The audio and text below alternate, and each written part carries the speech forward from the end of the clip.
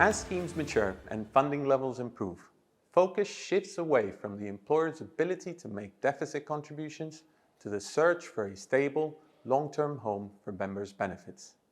The endgame space has historically been dominated by buyout transactions, which involve the transfer of members' benefits to the insurance regime.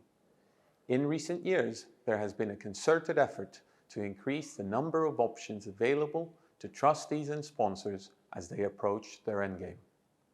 Greater innovation in this space has meant that the pension schemes may now be able to access solutions that are more affordable and targeted than standard insurance products.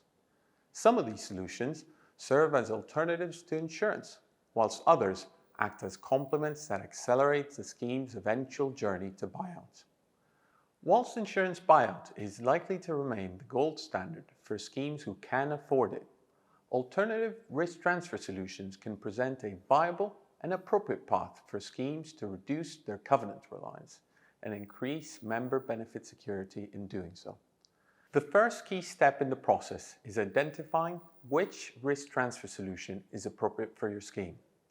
The answer may not be obvious, as it will depend on a range of factors. What is your funding level and the strength of the employer covenant? How quickly is your scheme maturing? And do you have tolerance to retain some risk on balance sheet?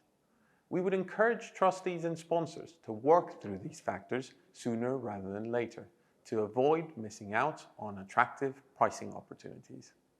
Whether it be insurer buyout or one of the alternative risk transfer solutions, one theme runs common across all of them. They involve transferring the member benefit underpin away from the covenant and onto a new provider. When selecting your risk transfer provider, which factors are the most important to you? Clearly, price has a role. However, in our experience, there is a much richer set of additional considerations that go into this very important decision, one that will have long-lasting implications for your members. One of the reasons why insurer buyouts has remained desirable as an endgame solution is that the insurance regulatory regime has been designed to protect its policyholders. That said, it's not risk-free, and the providers operating in this sector differ from each other across a number of areas. For schemes undergoing a risk transfer exercise, understanding the risk profile of the providers is critical. For example, how do the providers compare in terms of their financial strength and risk management? Will the provider be capable of paying your members their correct benefits on time, every time? To what extent do you and your members care about how your funds are being invested by the provider? We would encourage trustees and sponsors to evaluate these factors in the round so that the most appropriate provider is selected to deliver benefits for your scheme members.